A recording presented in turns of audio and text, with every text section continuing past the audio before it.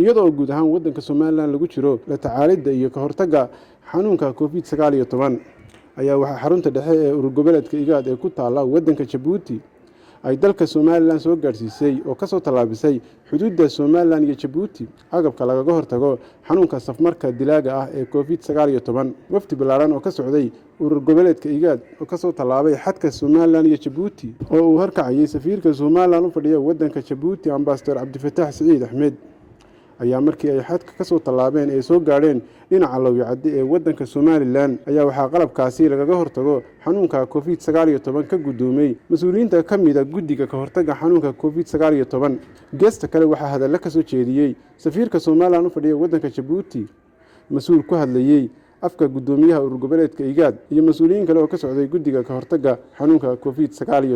waxaan jecelahay in introduction yar aan ka sameeyno faahfaahin waxa saaka halkan ay isku nimid sidaan ka warqabno waxa weeyaan xuduudaha cudurrada ka gudba ayaa jira barnaamij ay ka wada shaqeeyaan wasaaradda caafimaadka iyo xuduudaha oo dhan in cross borderka muhiimadiisa iyada oo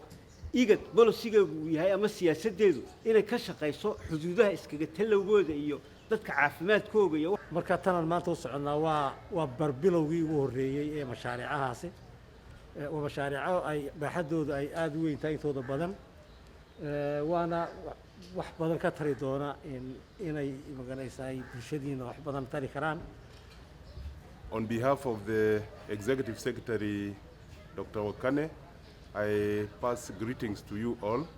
The Executive Secretary would have wished to be here personally, but due to other work, pressing work, he could not be here, but he really wished to be here today.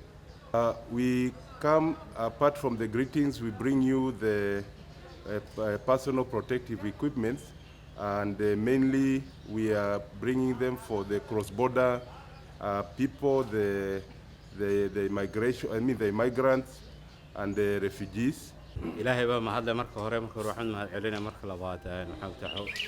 حكومة Soomaaliland حكومة Djibouti IGAD runtii ma markuu horeysay runtii nacaawasay mashruuc waxa jiray maran dakhliga jooga 2015 resilience loo oran jiray mashaariic biyaha iyo daamka 9 milyan ah mashaariic badan bay runtii Soomaaliland ka fuliyeen waan u mahad celinayaa runtii waana wax lagu farxo waana soo dhaweynaynaa waxa dhacday bishii April hay'ado badan oo Djibouti joogan runtii waraaqa u qornay حكومة Djibouti قدية إمك وده هذا البرنامج صعد 20 بقول قف قاعد سنين نو باران بقول كي قفنا وين نو باران إمك نروح عندنا برنامج إن هالكين يمادن عذر كورونا فيروس كباران أنت نعيدا كشوكتا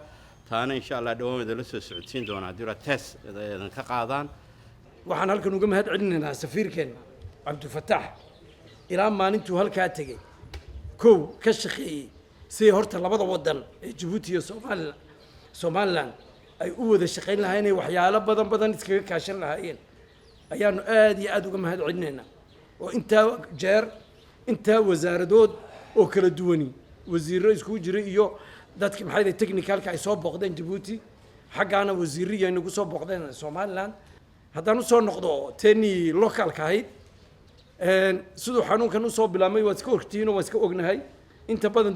waa la kala fog yaho anagu caasimadii iyo madaxtooyadii baan joognaa halkaasana laga hagaa programkan oo madaxweyne ku-xigeenku u yahay madax ugu dambeyntii waxaan halkan ku aragnay intii aan joognay gobolkii iyo maamulkii iyo guddidii farsame ee loo magacaabay inay shaqo fiican hayaan dadkii halkan lagu karantiinimeeyey inay iyagu si fiican ula macaamiloodeen intii maanta waxaanu joognaa waa xuduudii waa Lowicadde waa xadiida u dhaxaysa Djibouti iyo Somaliland halkan markaan eegno kolley runtii xaaladda ka jirtay waa xaalad adag weey sababtoo ah wada ogtihiin wadankii waxa kala wadan adduunkii kala xidhay xanuunkan COVID-19 dhinac walba isku talaabayay laakiin maanta xanuunkaasi dhacay waxa timiday mushkilad badan baa timiday oo keenay xanuunkaasi oo ah in xuduudii ay xiranto xaaladina adkaato